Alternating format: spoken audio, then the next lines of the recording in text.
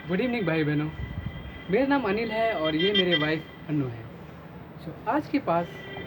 आज हमारे पास जो विषय है वो है सच्चाई जानो।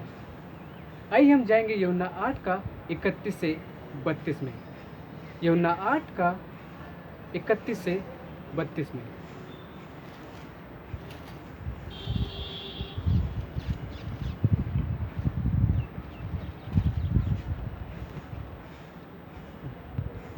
तब यीशु ने उन यहूदियों से जिन्होंने उस पर विश्वास किया था कहा, यदि तुम मेरे वचनों में बने रहोगे तो सचमुच मेरे चेले ठहरोगे। तुम सत्य को जानोगे और सत्य तुम्हें स्वतंत्र करेगा। भाई बहनों, यहाँ पर हमारे पास आज 2 पॉइंट है सीखने के लिए। पहला पॉइंट, हमें वचनों में बने रहना है, और दूसरा पॉइंट, हमें स्वतंत्र होना है। जैसा कि यहाँ पे हमने देखा, यीशु मसीह यहाँ बात कर रहे हैं और बोल रहे हैं कि यदि हम वचनों में बने रहेंगे तब हम सत्य को जानेंगे। इसलिए सिर्फ विश्वास करने से हम लोग सत्य नहीं जान पाएंगे। संडे चर्च जाने से हम लोग सत्य नहीं जान पाएंगे। बाइबल पढ़ने से या सिर्फ प्रार्थना करने से हम लोग सत्य नहीं जान पाएंगे। मीटिंग जाने से, लोगों के साथ मिलने से, फेलोशिप करने से हम लोग सत्य नहीं जान पाएंगे। इसलिए जब हम निर्णय लेते हैं, जब हम निर्णय लेंगे कि हम यीशु मसीह की वचनों को फॉलो करेंगे, उनकी आज्ञाओं में बने रहेंगे, तब हम सत्य को जानेंगे। भाई बहनों, मैं अपनी लाइफ के बारे में कुछ शेयर करना चाहता हूँ। जैसा कि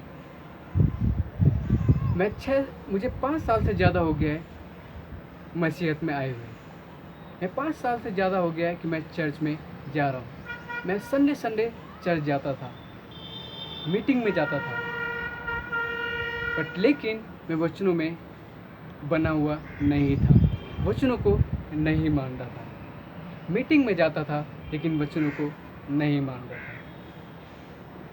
मैं पाप में था। जैसा कि यीशु मसीह ने मना किया है कि मैं व्यभिचार नहीं करना चाहिए, और मैं वो सब कुछ कर रहा था। मैं व्यभिचार में था। मैं चर्च जा रहा था लेकिन मेरे पास गर्लफ्रेंड भी थी। यीशु मसीह ने कहा है कि झूठ नहीं बोलना चाहिए, और मैं चर्च जा रहा था लेकिन झूठ बोल रहा था।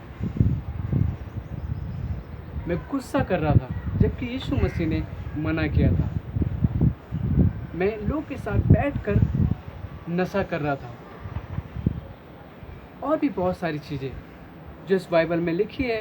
यीशु मसीह ने अपने वचनों में कहा है कि हमें नहीं करना है, और मैं वो सारी चीज़ें कर रहा था। इसलिए जब मैंने इस वचन को देखा, मैं देखा कि जब तक हम परमेश्वर के वचनों को मानेंगे नहीं, उनमें बने नहीं रहेंगे, तब तक हम सत्य को नहीं जान पाएंगे। और इसलिए मैं चर्च जा रहा था, मैं मीटिंग भी और सारी चीज़ें कर रहा था, लेकिन मैं वचन को नहीं मान रहा था, और इसलिए मैं सत्य से बहुत दूर था, जिसकी वजह से मैं पापों में जा रहा था। मेरे लाइफ में चिंताएं थी, डिप्रेशन था, दुख था, प्रॉब्लम थी। मेरे अंदर वो खुशी नहीं हो पा रही थी जो एक चेले के पास में होना चाहिए। मैं सिर्फ विश्वास कर रहा था और सोच रहा था कि मैं एक चेला हूँ। इसलिए जब मैंने इस वचन को पढ़ा और समझा, और जब मैंने निर्णय लिया कि नहीं, मुझे इन वचनों पे चलने की आवश्यकता है, और जैसे इस वचन में लिखा है कि जब तुम वचनों को मानोगे तुम सत्य को जानोगे। जब मैंने इस वचन पे चलना स्टार्ट किया, आज्ञा में बनने का निर्णय लिया, तब मैंने सत्य को जाना। मेरे वाइफ भी कुछ शेयर करेंगे। Good evening. मैं भी अपने जीवन को शेयर करना चाहती हूँ कि किस तरह मैंने भी सच्चाई को जाना।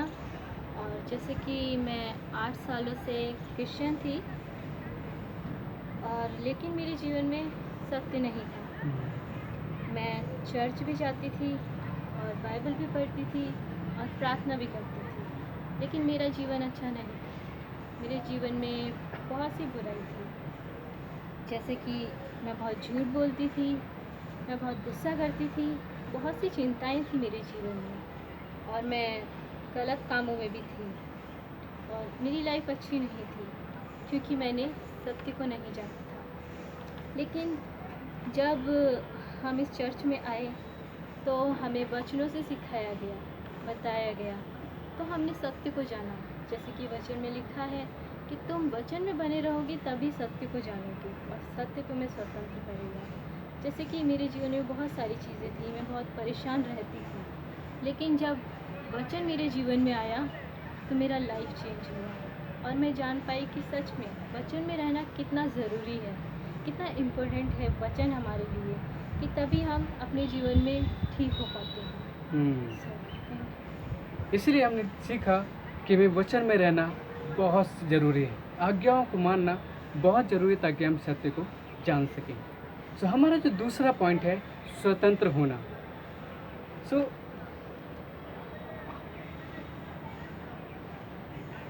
तो जब हम सत्य को जानते हैं तब सत्य हमें स्वतंत्र करता है। सो सत्य हमें किन चीज़ों से स्वतंत्र करता है? हमारे पापों से, हमारी परेशानियों से, हमारे दुखों से,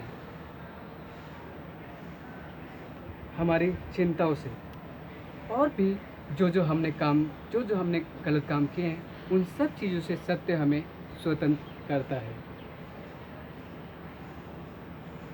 इसलिए आज हमें अपने दिलों को जांच कर देखना चाहिए कि क्या आज मैं स्वतंत्र हुआ हूँ? क्या मैं आज स्वतंत्र हुआ हूँ अपने पापों से, अपने गलत कामों से, अपने डिप्रेशन से?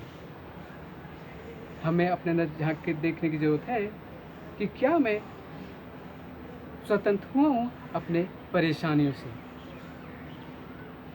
इसलिए हम सबको अपने अंदर देखना बहुत ज़रूरी है, क्योंकि हमें बाहर से खुशी नहीं बल्कि दिल से खुश होना और दिल से स्वतंत्र होना बहुत ज़रूरी है। तो जैसा कि मैंने आपको बताया अभी कि मेरे लाइफ में मैं पाप कर रहा था, मेरे लाइफ में डिप्रेशन था, मेरी लाइफ में दुख था, मुसीबतें थी, मेरे लाइफ में मैं डिप्रेशन में था, क्योंकि मैं वचनों में नहीं बना रह पा रहा था और इसलिए मैं सत्य को नहीं जान पा रहा था। लेकिन जब मैंने सत्य को जाना तो मेरे ये जो पाप थे मुझे मालूम चला कि क्या सही और क्या गलत है। जैसे मैंने आपको बताया कि मैं ब्याह विचार में गिर रहा था, मैं झूठ बोल रहा था और भी मैं बहुत सारे तरीक़ों के पापों में था, वचन के खिलाफ था। लेकिन जब मैंने वचन में चलना स्टार्ट किया तब मैंने सत्य को जाना, और जब मैंने सत्य को जाना तो मैं स्वतंत्र हुआ और उसके बाद मैं सिर्फ बाहर से खुश नहीं बल्कि अपने पूरे दिल से भी खुश रह सका। और मैंने अपने जो पाप थे अपने लीडर से कन्फेस किए। काफ़ी बार हम लोग सोचते हैं कि हमारे जो पाप है हमें परमेश्वर से कन्फेस करना चाहिए, लोगों से नहीं। और इसलिए हम लोग भी, मैं भी ऐसे ही सोचता था कि मैं परमेश्वर से मैंने अगर पाप किया तो मैं परमेश्वर से कन्फेस करूँगा, और मैं ऐसा करता था। लेकिन उसके बावजूद भी मेरी लाइफ में मैं अपने पापों से स्वतंत्र नहीं हो पा रहा था, मैं अपने पापों से मुक्ति नहीं पा रहा था, क्योंकि वचन में लिखा है, वचन याकूब 5:16 में लिखा है, यीशु मसीह हमसे बोल रहे हैं कि हमें पापों को कन्फेस करना और एक दूसरे के सामने, मतलब हमें लोगों से कन्फेस करने की ज़रूरत है। इसीलिए क्योंकि हमें हमारे पापों को कन्फेस करना बहुत ज़रूरी है, क्योंकि वचन में लिखा है कि हमें एक दूसरे से कन्फेस करना है ताकि हम सही हो सके, हम पवित्र बने रह सकें। भाइयों बहनों, जैसा कि हमने अभी शेयर किया कि मेरी लाइफ में स्वतंत्रता नहीं थी, क्योंकि मेरे जो पाप थे वो मैं परमेश्वर के आगे मान रहा था, जबकि जो वचन में लिखा है मैं उसको फॉलो नहीं कर रहा था। तो मेरे भाई भी कुछ शेयर करेंगे। Thank you. जैसे कि हमने जब सच्चाई को जाना, और जैसे कि वचन में लिखा है कि अपने अपने पापों को एक दूसरे के सामने मानना चाहिए, कन्फेस करना चाहिए। तो जैसे कि मैंने भी जब याशा दी, जिन्होंने मेरी बाइबल स्टडी की, जिन्होंने मुझे समझाया कि हाँ वचन के अनुसार कैसे चलना है, और जब मैंने अपने पापों को माना, जैसे कि मैंने अब बताया था अपनी लाइफ में कि मैं झूठ बोलती थी, गुस्सा करती थी, बहुत सारी चिंताएं थी। तो मैंने जब कन्फेस किया तो उन्होंने मुझे बताया कि हाँ कन्फेस करना चाहिए और कैसे हमें फिर छुटकारा मिलता है, जैसे स्वतंत्र होते हैं। तो मैंने अपनी लाइफ में देखा कि हाँ मेरे जीवन में बहुत बदलाव है, क्योंकि मैं हमेशा सोचती थी कि मैं प्रार्थना करूँगी, परमेश्वर को बोलूँगी तो सब कुछ ठीक हो जाए, लेकिन ऐसा कुछ भी नहीं था, क्योंकि हमें परमेश्वर से नहीं बल्कि एक दूसरे से कन्फेस करना चाहिए अपने पापों को। जैसे कि मैंने भी जब किया तो मेरे जीवन में बहुत चेंज आया, बहुत बदलाव आया। तो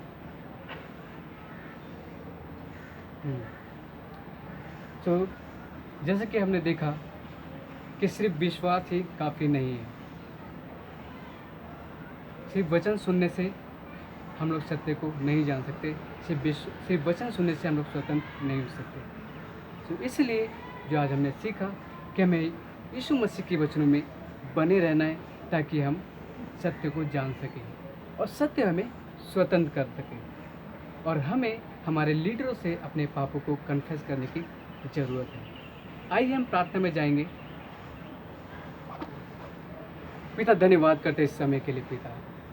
पिता मैं बहुत बहुत आभारी हूँ पिता, कि पिता आपने पिता रॉजर ब्रो को पिता मेरे पास भेजा, कि उन्होंने मुझे आपके वचनों को एक्सप्लेन किया, मुझे समझाया पिता कि आपका वचन मुझसे क्या कहता है। मेरे पिता, जब मैं देखता हूँ कि मैं इतने समय से चर्च में जा रहा हूँ पिता, इतने समय से चर्च में जा रहा था, लेकिन उसके बावजूद भी पिता मैं आपके वचनों पे विश्वास नहीं कर पा रहा था, और मैं नाम के लिए आपके चर्च में जा रहा था, वचनों को सुनता था, बाइबल पढ़ता था, बट लेकिन मैं वचनों को नहीं मानता था।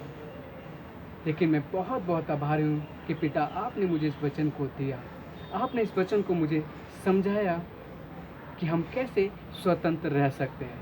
और सच में पिता, जब मैंने निर्णय लिया पिता परमेश्वर वचन को आपके वचनों पर चलने का, तो आपने मुझे इतना मदद किया मेरे महान पिता, कि मैं अपने पापों से, अपनी हर एक चीज़ से स्वतंत्र हो सका। प्लीज़ पिता होने पाए कि आज हम निर्णय लेंगे पिता, कि हम लोग भी आपके वचनों को मानेंगे पिता, ताकि हम सत्य को जान सकें और हम स्वतंत्र रह सकें। प्लीज़ पिता, इस विनती प्रार्थना को मैं आपके उद्धारकर्ता के पुत्र यीशु मसीह के नाम से करता हूँ।